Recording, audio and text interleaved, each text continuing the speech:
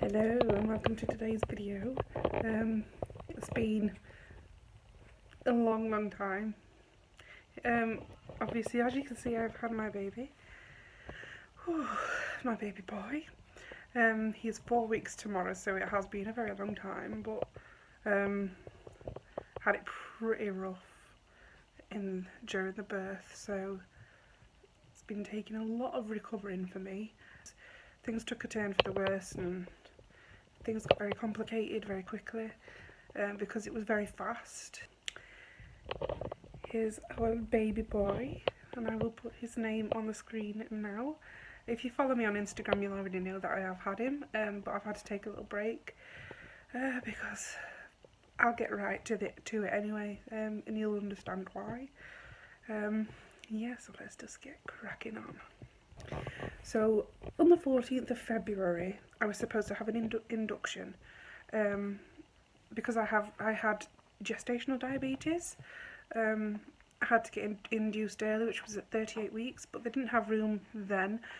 But luckily the next day, on the 15th of February, my waters broke on their own, so I was starting labour myself. Sorry if you can hear him. Which was very, very lucky. So about 8:30, I think my waters broke and I got a little cramp. So my waters weren't a big gush, it was just like trickles here and there, and it pretty much lasted all morning and afternoon.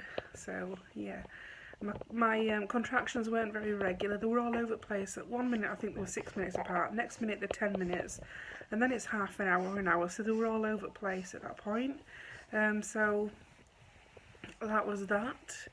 So I was supposed to ring them back the next day on the 15th, but as I've already said, my waters did break on their own, so I ended up having to ring the hospital. So they told me to wait until 12:30 to go in, so that was good. I got a few hours to myself to get my daughter a babysitter, which was the family that babysat her, Colin's mum and dad, because mine live in Spain.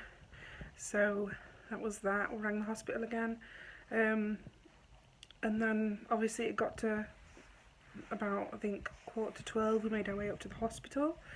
My contractions were still not very regular at all, so they were all over the place, and at that point my waters were still breaking the whole time.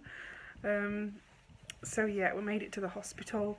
I was very nervous at that point, and because I know I had to have an emergency C-section with my firstborn, my daughter, which I'll get to it. That was much easier than what I've been through now. Yeah, so they did check me at how far along I was, which I didn't record. I was 3 centimetres along, so that was really good. And then, because my contractions weren't getting very regular, I think at one point they were every 10 minutes, which I thought were good, and I was getting there on my own, so... But they ended up giving me the pill, the induction pill. So they did end up putting the pill in me, even though I was already in labour myself. So that is where they went wrong, I think, and the midwife herself said that after I had him, because I couldn't hear what they're saying because I'd just come through that much, so my partner were telling me this and what he'd seen. The midwife said we shouldn't have given that pill because things went wrong, because I mean they kept getting stronger and stronger, and you know, I was bearing it. I didn't have any medication or anything at that point, so I did have a little, I can't remember what you call them now, somebody might know what they're called, but it's like where they can put the drip in, the IV and whatever if things go wrong in the end. That went wrong because blood went, sorry if you're squeamish, but this is just, I'm just going to be honest in this video, so sorry about that. But blood went everywhere because I think he did it too rough and he didn't expect it, so yeah, but that was not too bad. And then things just kept getting more and more intense, so she did keep telling me to get in the bath, but at that point I could not move, so I was sat in a chair. At that point I'd moved, so I was walking around for a bit, so I sat in the chair and I could not move at that point because we were getting too intense and really bad.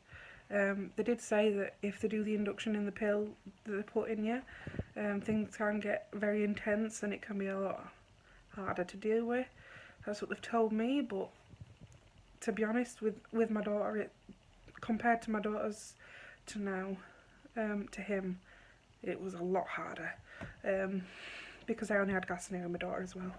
So I didn't have Gassonet with him for a long time. I think I had Gassonet just about half hour before pushing. And then it got to the, I got to 10 centimetres very quickly, and they kept asking me if I could feel, because so you can see all the Easter stuff down there that we've had to hide. They kept telling me if I felt the need to push and that, but I was in that much pain. And I remember the feeling of pushing, the pushing feeling, because I got to 10 centimetres with my daughter before I had to get rushed in for a C-section. I did not feel the need to push. All I felt was pure freaking agony is what I felt. I didn't feel no need to push, so they had to keep telling me, and every time I felt the really bad pain, I had to just push, and I was pushing at, I think, I don't know if I mentioned it was 7:05 when I started pushing. Well, I know I stopped texting my mum at 7:05, so things got really intense then. So I don't know when I started pushing, but it was for 45 minutes, 46 minutes it says to be precise on my paper. So I was pushing for 46 minutes or something. Yeah, and that was one of the hardest things ever. I had no pain relief whatsoever, and because they gave me the induction pill, he got very stressed out because it was happening too quick at that point. That's the mistake they made.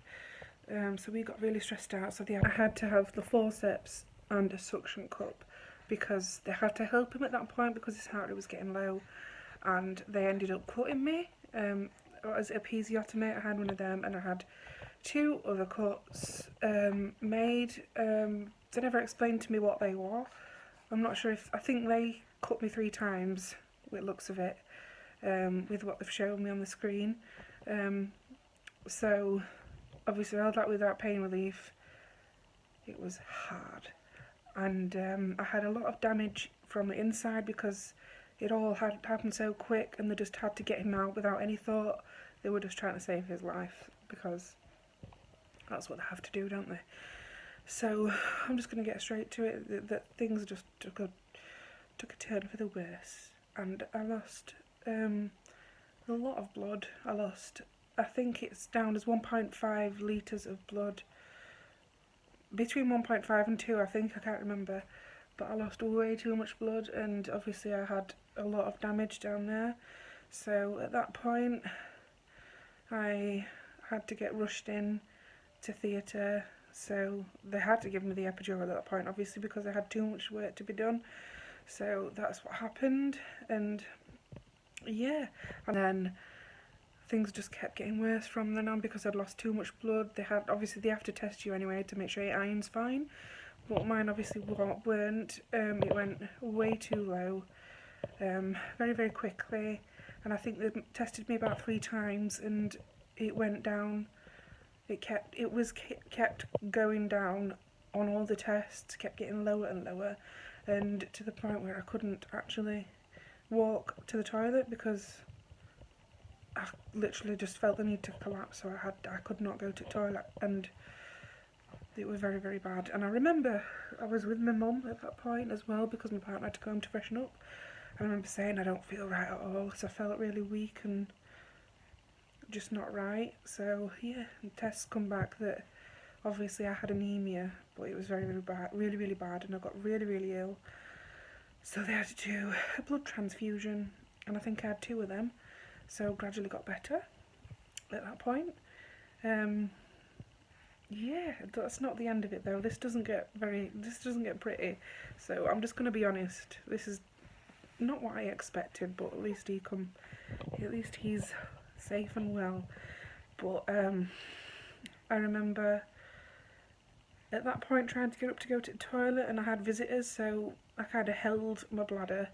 Didn't realise how bad my pelvic floor muscles were, because I didn't realise I'd got damaged during the birth.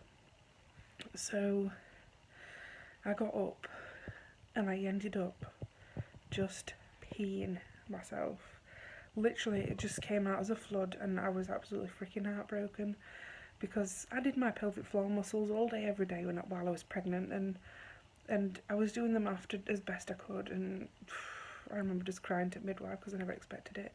I just peed myself, and since the birth my pelvic floor muscles have not been great, gradually getting better, but I may have to have intense physiotherapy as the midwife told me. So I'll update you all on that. Let's just say the birth was not what I planned. And I remember a woman that did all the cutting for him to come out, and the forceps did end up coming down a few days later and apologising. So I think something went wrong. They had to just act quick, and that's what she thought was going to be the quickest. So I remember my partner told me he had to move somewhere to get something while I was in labour. He went down, and I'm sorry if you scream or shout, but he said he's never seen anything like it. Apparently it was like it was like a scene from Saw, he explains it as. Yeah, it was a very hard birth. I'm hoping I'm getting everything in there, but it's been really, really difficult.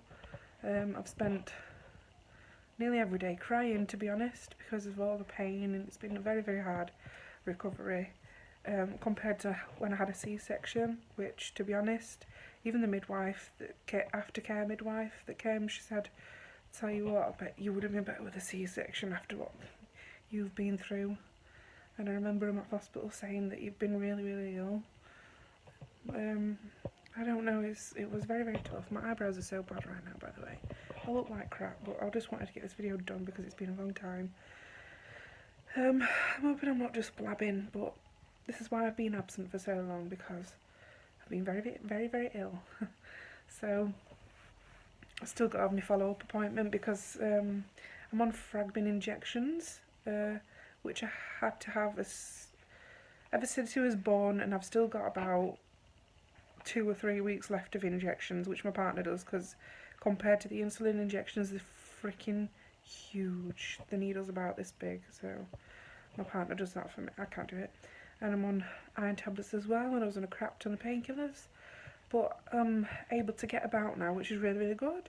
But only thing I've got to keep an eye on is my bladder, which, to be honest, today has been the best one, because I've been able to hold my bladder for a while now and not peed myself. I'm sorry for the TMI, but that's what happens. So, yeah, I'm sorry if you are pregnant and you are watching this, but this is just the reality. You've just got to prepare yourself, because, to be honest, I wasn't prepared for how badly it went.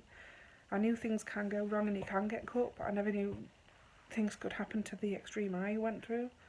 But like I said, at least he's safe. Everybody has loved him at the hospital, and everybody loves, sorry about my double chin, but you know. Everybody comments on his hair, because his hair is just mega, mega long and spiky.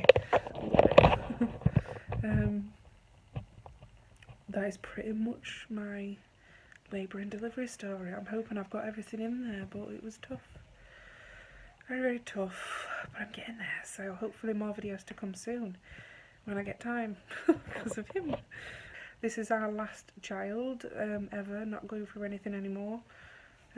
So yes, I'm very happy, and I'm on the road to recovery, so I do hope you enjoyed this video, no matter how gloomy and horrible it was, but we got him out of it, so it's all good.